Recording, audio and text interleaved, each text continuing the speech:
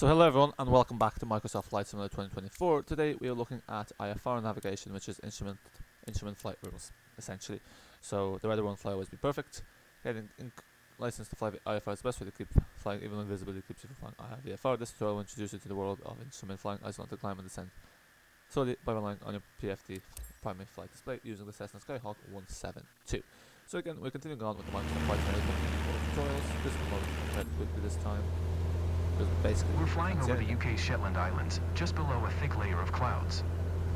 Up until now, you've been able to look outside to judge the aircraft's attitude and location. What happens when you lose that outside view? That takes us into the world of instrument flight.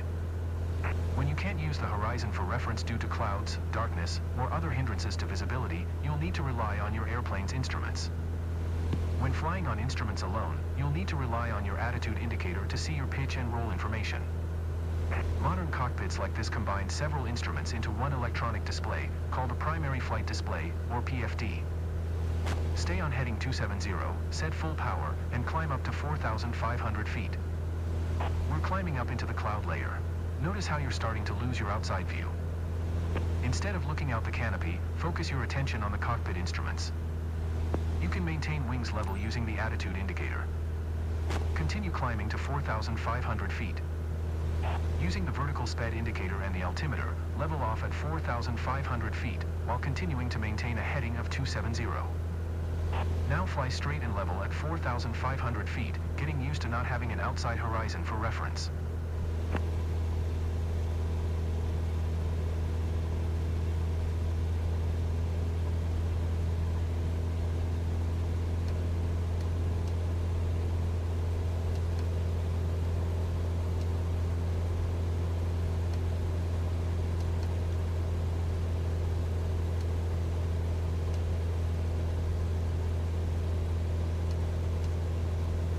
Okay, now keep us on this heading and take us down to 4,000 feet.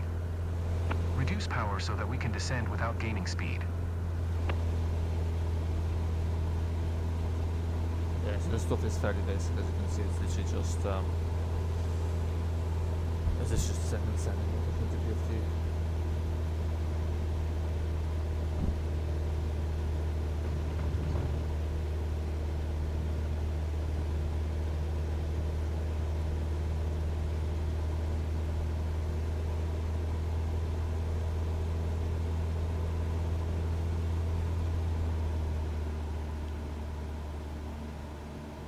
Yeah, bank angle was a bit steep there. Great, increase power again for cruise and keep us at 4,000 feet.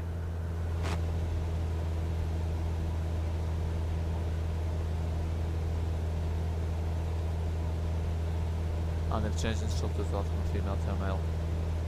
This guy's accent's also quite interesting. It's very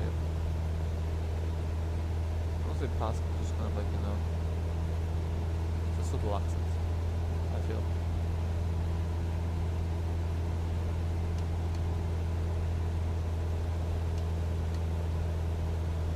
Well done, but there's room for improvement. Yeah. Really basic stuff, nothing overly exciting. Like, you can't learn to do that with the VFR stuff anyway, when you're doing the VFR training.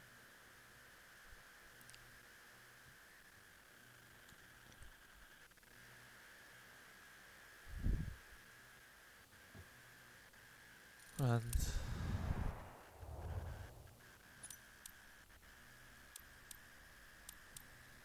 so here we see the turning. It's essentially, I mean, it makes more sense to just leave that loading screen. See, sometimes the beam in G, they don't have a loading screen, so you can't see everything manually in.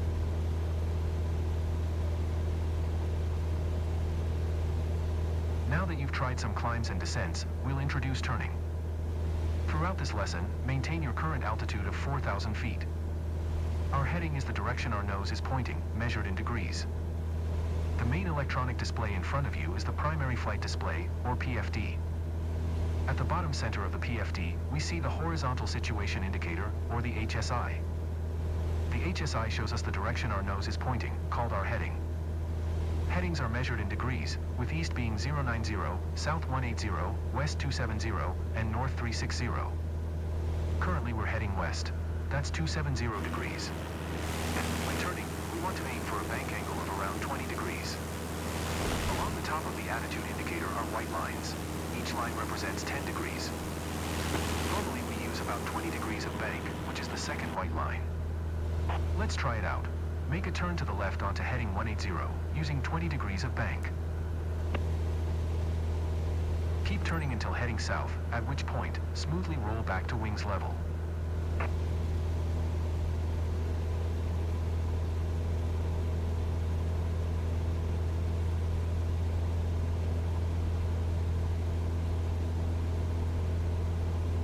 That's it, stop turning there and you'll be heading due south. Heading 180. That's it, stop turning there and you'll be heading due south. Heading 180. Missed the turn there. Great, now try and maintain this heading for a short while.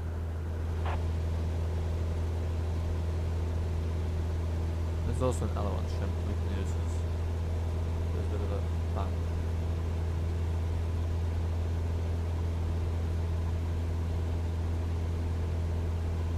Now make a turn to the right, onto a heading of 350.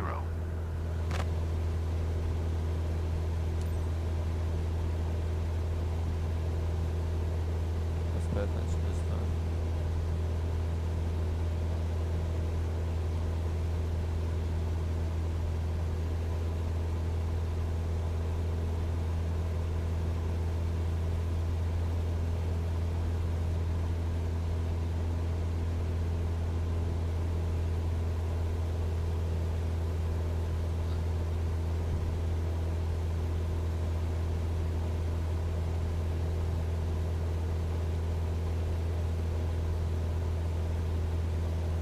You didn't maintain 4,000 feet while turning. Say to maintain 4,000 feet. Watch your altitude, maintain 4,000 feet. Now smoothly roll wings level onto a heading of 350. Now maintain heading 350 for a bit.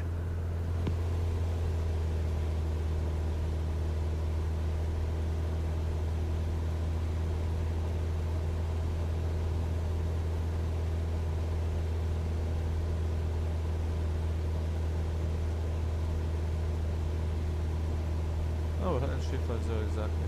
That we wanted to like hunt again. Wow, great job. So that's how we make turns using just the instruments. Next we'll look at how to handle speed changes. Right. Yeah, so basically the only difference is this is like the VFR stuff, but like with clouds. And look at the instruments more, because you still look at the instruments when you're doing VFR.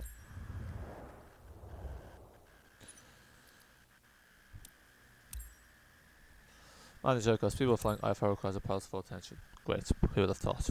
Finish your flying a jet.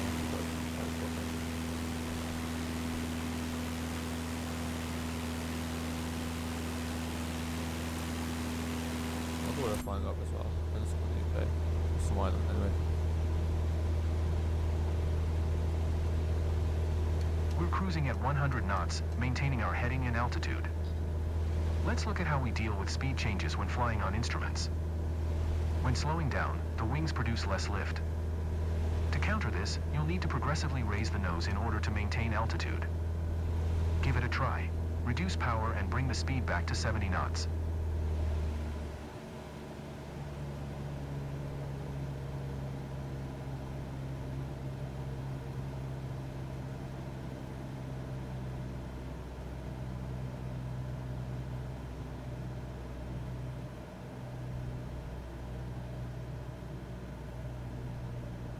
Remember to adjust the elevator trim so that you don't have to keep putting any pressure on the controls.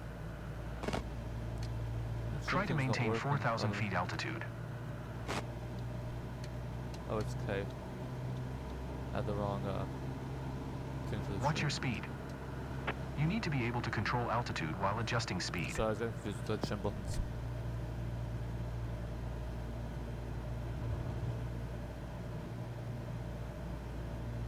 Bit of a disaster.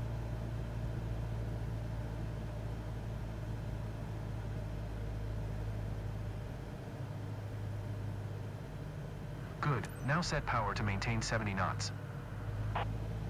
Notice how the nose needs to be a little higher than before to make up for the loss of airspeed. Use the elevator trim to adjust pitch to the new sped and maintain 70 knots for a bit. Keep us steady on heading 350. What's going on with this You wandered pitch? off the heading.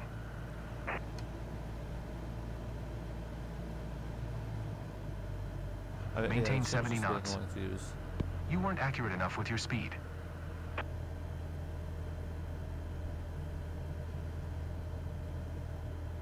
Great, now increase power to get your speed back up to 100 knots.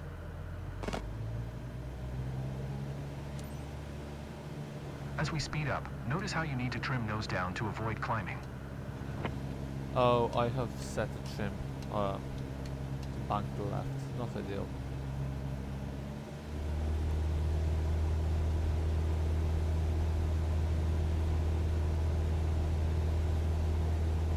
That's it, now stabilize at 100 knots.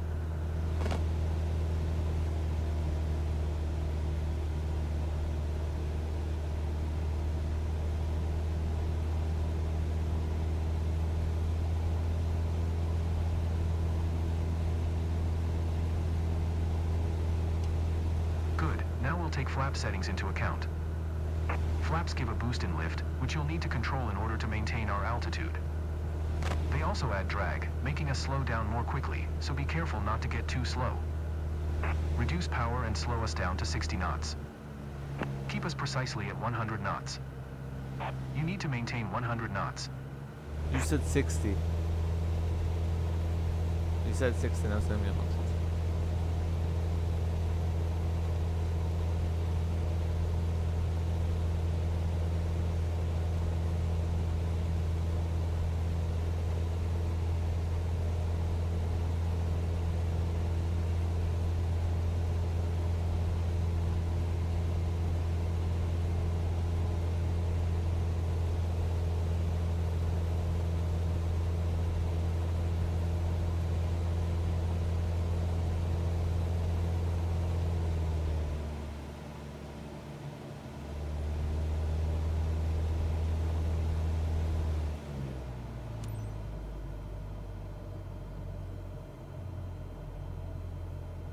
Good, now extend the flaps to 10 degrees. Now set flaps at 20 degrees. With the extra drag, start adding power so you don't drop below your target airspeed of 60 knots.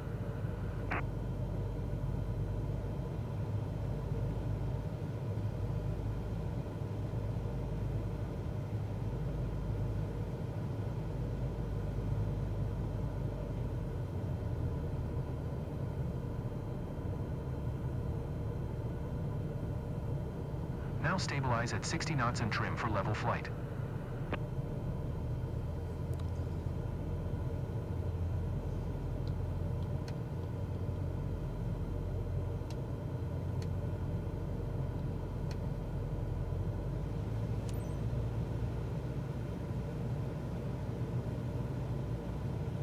So J is the right trim, L is the... Keep us precisely at 60 knots. You lost your speed target. I think a bit more practice may be a good idea.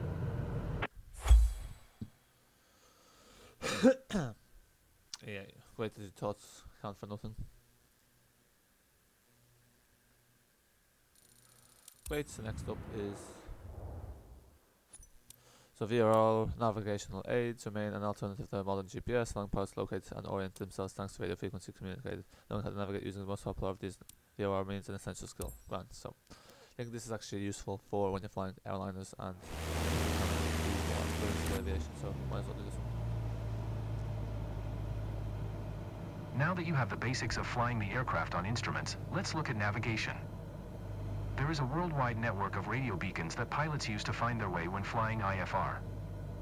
The most common beacon is the VOR. I've tuned the Sunberg VOR into your NAV radio, which we're going to fly toward. To get there, we'll use the course deviation indicator, CDI. That's the green arrow and bar on the HSI. I've set the CDI for a course of 170. That means we want to arrive at the VOR on a heading of 170. The CDI shows us if we are on our selected course. If the bar is to the left of center, we need to fly to the left to recapture our course. The bar is currently over to the right, so keep flying on this heading and wait for the CDI bar to start moving towards the middle. You were way off on altitude holding. Try to maintain 4,000 feet altitude. You don't tell me what the altitude is.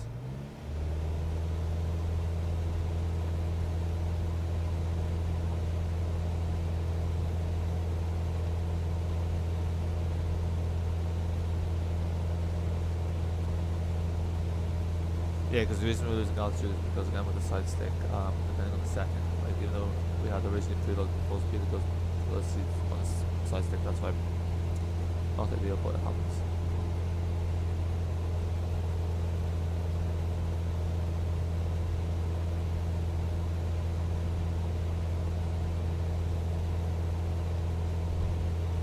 You can see the CDIR has moved a bit.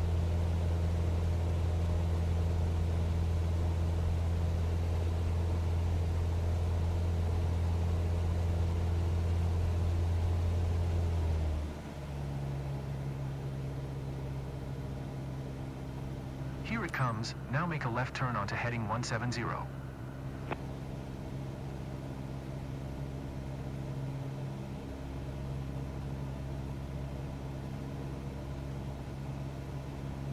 See, I didn't even realize the compass was here on the PFD. Great. Now The keep the start point. CDI bar centered and it'll take us to the VOR.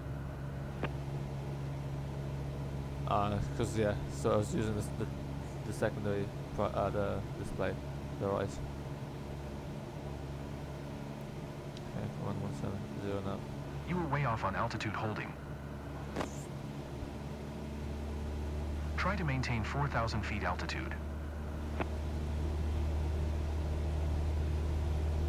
I see an airport. Turn there. towards the CDI bar to keep it centered.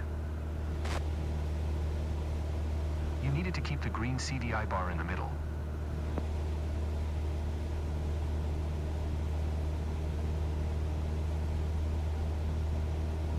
Is that correct? Like I literally viewed, of course, by 1 degree.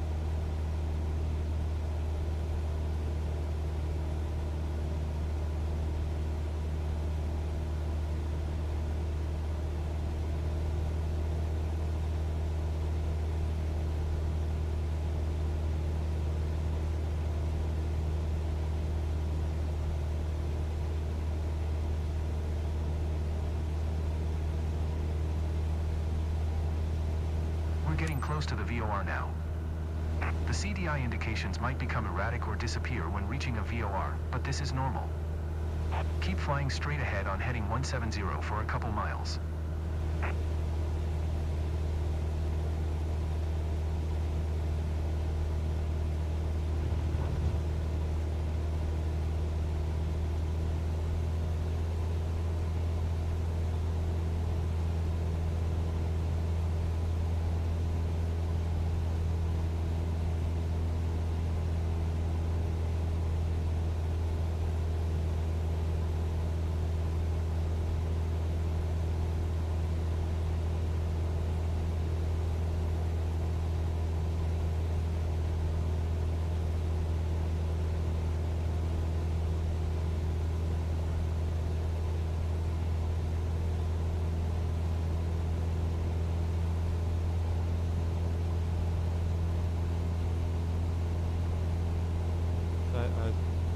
What does it mean leave the VOR? I feel like I've left it.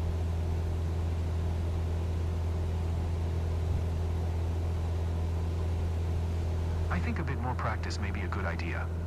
That's great, you can keep that thought to yourself.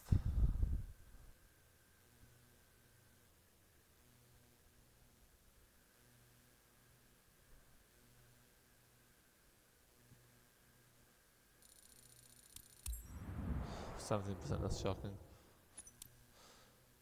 Most modern aviation navigation methods revolve around the use of global navigation satellite system. You probably know the most. Okay, let's see what it tells us about this, because that description wasn't particularly too detailed. The VOR system is a classic for navigating via via instruments, but modern technology has opened the door for new navigation tools. Our flight plan is made of multiple GPS waypoints. We can use those to guide us when we can't count on visibility. For this lesson, we're going to follow a similar trajectory as in the VOR tutorial, flying over Sumburg Airport while maintaining an altitude of 4,000 feet. The system looks very similar to the VOR on the avionics. We'll use the CDI. That's the pink arrow and bar on the HSI. Looking at our flight plan, we can see that we're supposed to arrive at the waypoint on a heading of 170. The CDI shows us if we are on our selected course. We've deviated on purpose so that you can see how to catch up to your intended trajectory. Just like with VOR, the gap between the bar and the CDI arrow shows us the direction that we need to head towards to catch up to our course. The bar is currently over to the right, so keep flying on this heading and wait for the CDI bar to start moving towards the middle. Here it comes. Now make a left turn onto heading 170.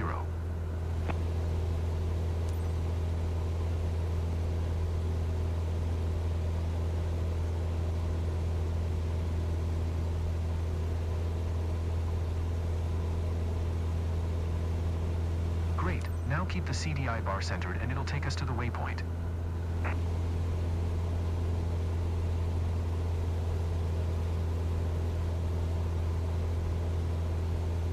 Feels like old school CDI bars.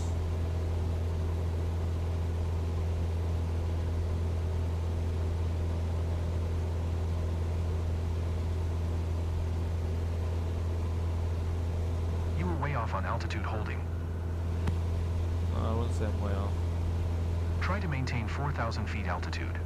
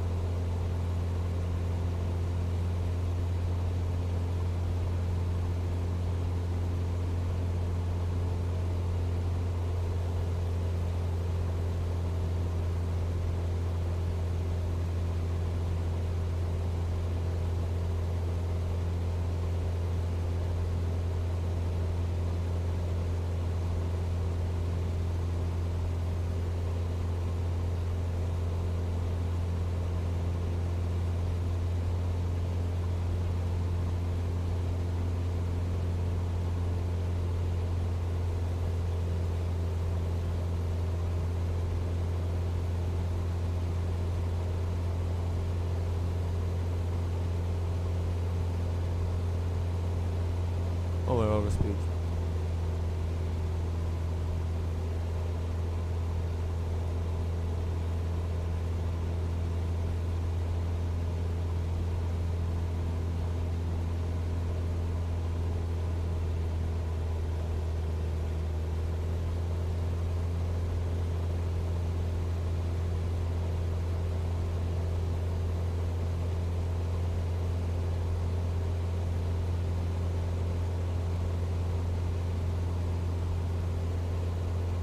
Now we just need to fly straight ahead.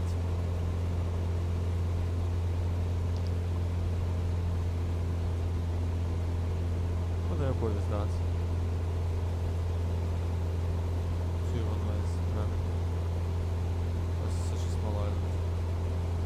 But I guess I'm sometimes gonna have to fight bad weather and wind, so sometimes the 2 runways are needed. We're getting close to the waypoint now. The CDI indications might become erratic or disappear when reaching a GPS waypoint, but this is normal. Keep flying straight ahead on heading 170 for a couple of miles. So let's do this nonsense again, just keep flying off. Right.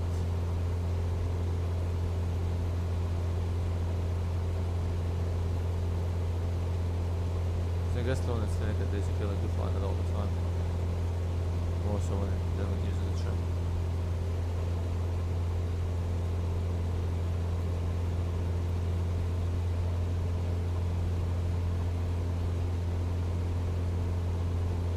That's the horizon line.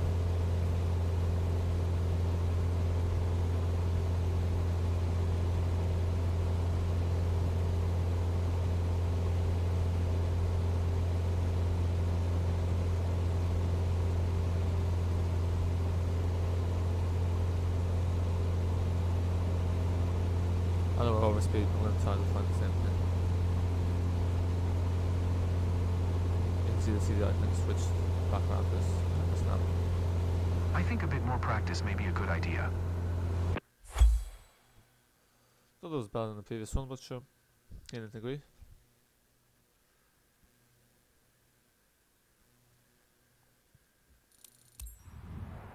ILS approach, this is useful actually. This we need to know.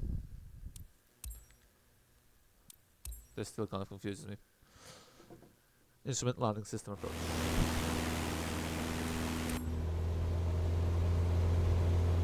we have clear weather now.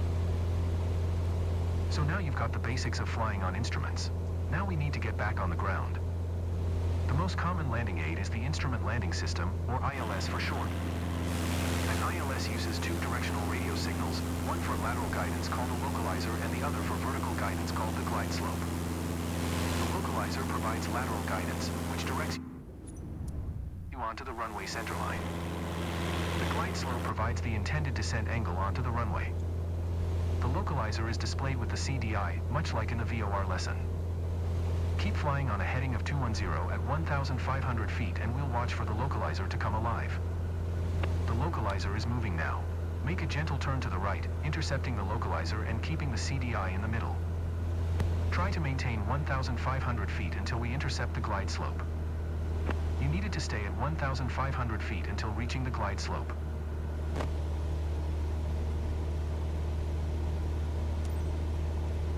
Good. Now keep the localizer bar centered and maintain 1,500 feet. The glide slope is displayed next to the altimeter on your PFD. If the green glide slope diamond is above center, you are below the glide path. We always start out below the glide slope, as we want to intercept the localizer first. We'll wait for the glide slope to start moving. Where is the glide slope again?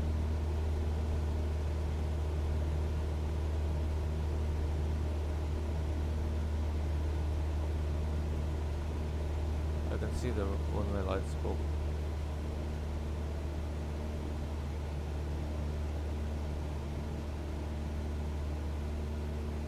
Here comes the glide slope. Maintain 1,500 feet until it almost reaches the center.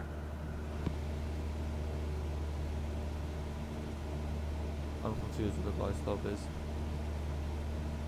Oh, that's the lights. Oh, so it's that pink dot there. Or the green dot.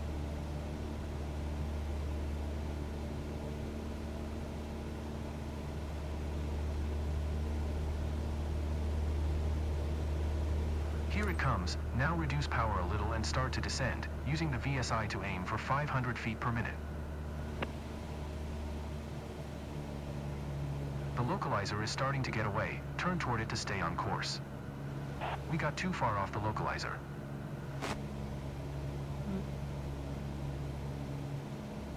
Okay.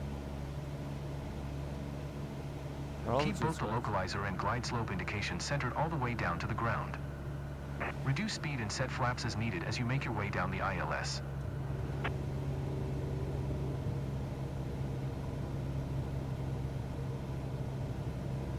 Okay, so yeah, they're a little bit.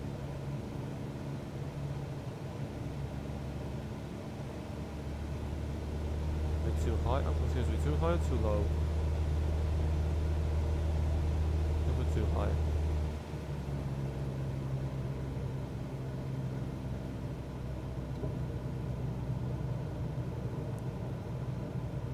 The glide slope is starting to drift away from center. You didn't follow the glide slope accurately enough.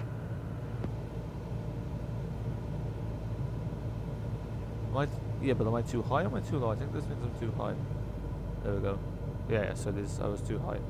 So the 4 white lights means you're too high, 4 red lights means you're too low.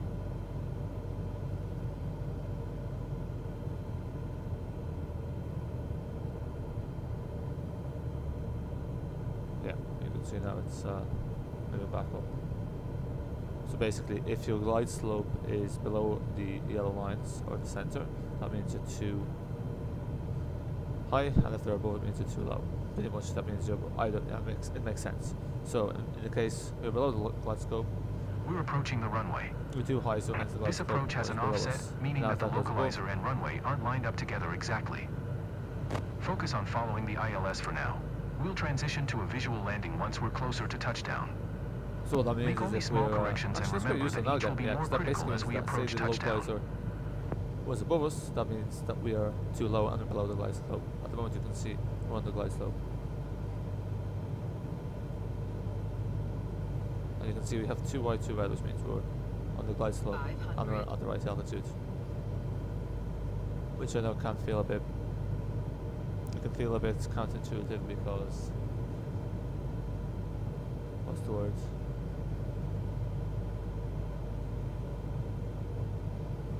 See, now we're Now we're too high.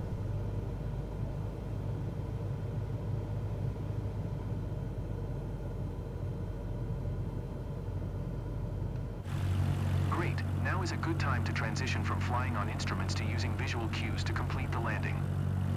Get us down onto the runway and then come to a smooth stop.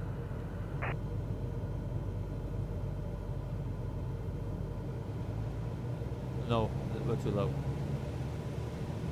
Because the glide stop is below us. Above, sorry. What runway is this? It's like a construction site. We're landing on runway 27, which is a westerly runway. They're so common, these 27 runways. Heathrow has only 27.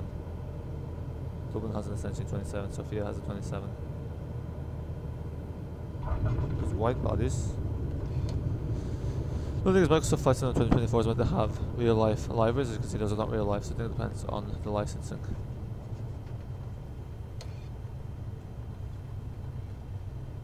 Wasn't the best landing by any means of the imagination.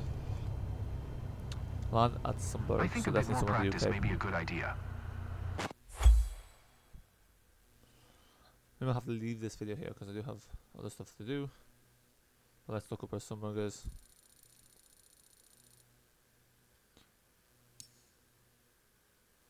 Scotland, yeah. Sorry, no, did I say England and UK? Scotland. So let's see the training menu.